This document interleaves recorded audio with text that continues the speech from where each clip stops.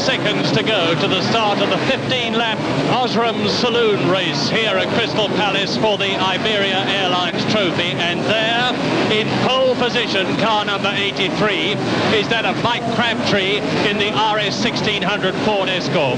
Next to him, in the 2.5-litre Vauxhall Viva GT, is that of Jerry Marshall. Completing the front rank, the big, nearly 6-litre Chevrolet Camaro of Martin Thomas. But in the second rank, look at car number 82, Norman Abbott. That looks like a Ford Escort, but it has a rear-mounted Hewland Grand Prix 5-speed gearbox, a very special 1600cc engine in front of it, and the flag is going up now. Graham White is lifting it, and a real blazer of a start from Mike Crabtree. Norman Abbott sprints through and takes the front off Jerry Marshall's Vauxhall. Norman Abbott clipped the front off Jerry Marshall's Vauxhall, fiberglass in the front, but it's Martin Thomas leading in the Chevrolet from Mike Crabtree. Burly, determined Jerry Marshall refuses to say die and presses on in third position with part of his car missing.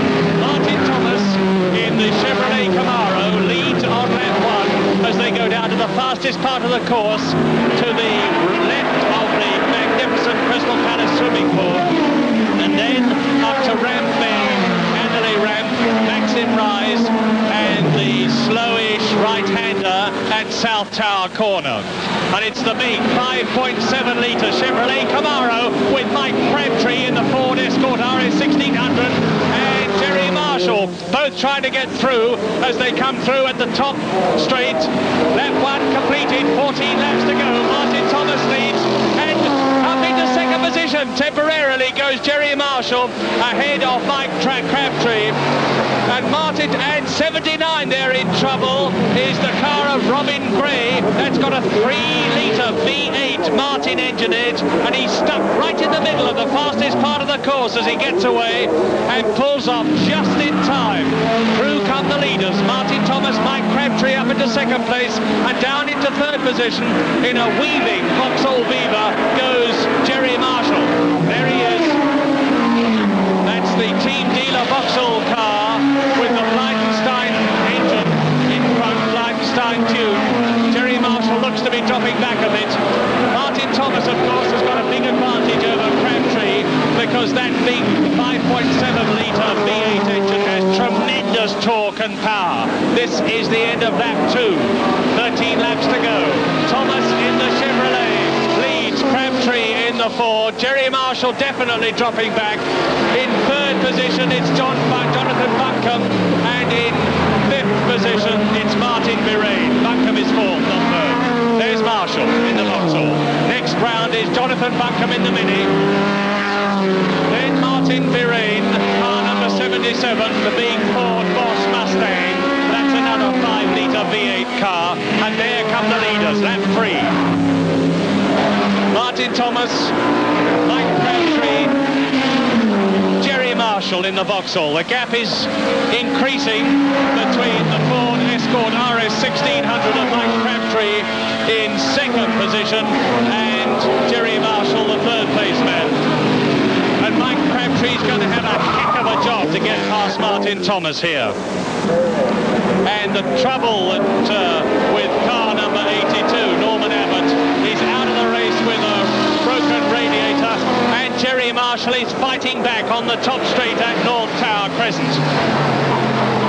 Still hardly anything in it between the first and third man. Look at them, nose to tail.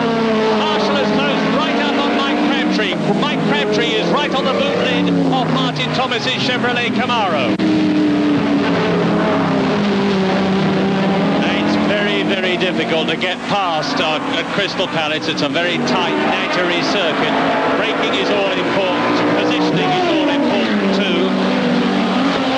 And so, going round the right-hander and Ramp Bend on lap 4 in this 15-lap race, it is still Martin Thomas, 31 years old from Biggleswade. A man has been driving for some 10 years. Broke a half shaft in the Chevrolet in practice. Got it replaced, and Marshall taking to the grass as he comes up into the top straight, competing lap 4. Jerry Marshall challenging, but it's still Martin Thomas, Mike Crabtree, Jerry Marshall, then a long gap. Martin Vereen goes through in 4th place. Jonathan Buncombe is in 5th place in the leading Mini, and in 6th position it's Ian Banks in another Mini, followed by Dick Ferris in yet another Mini. There are the 3 leaders. Jerry Marshall driving in his usual spirited manner. Burly Jerry Marshall, a terrific extrovert, smokes cigars and almost eats them as well. And now Martin Thomas down into the bottom straight, fastest part of the course. Mike Crabtree behind him in 2nd place. Jerry Marshall in the Vauxhall, round the right-hand ramp, uphill now, into the very tricky section of Maxim Rise, the left and the right. Positioning him for South Tower before coming into the top straight for the 5th time in 15 laps. And still there, absolutely nose to tail, and it is Thomas, Crabtree and Marshall, and between the 3 of them there is 4/5 of a second with 1/3 of the race distance completed. Now the lap record, all-time lap record here, is held by Dave Brodie in a saloon car, 57.6 seconds. That's 86.9 miles an hour. Brodie isn't here today. He's driving on the Paul Ricard circuit in France. And I'm going to start the stopwatch and we'll see how Martin Thomas's next lap time compares with the lap record, 57.6 held by Dave Brodie. Thomas leads and seems to be consolidating his grip on the race on this, the 6th lap, as he comes up to Maxim Rise. And South Tower, the right-hander. Jerry Marshall right up, and they're together again.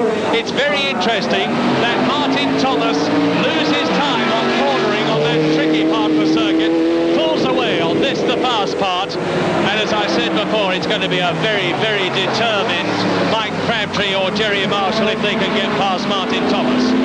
They've still got some time left to do it, 9 laps.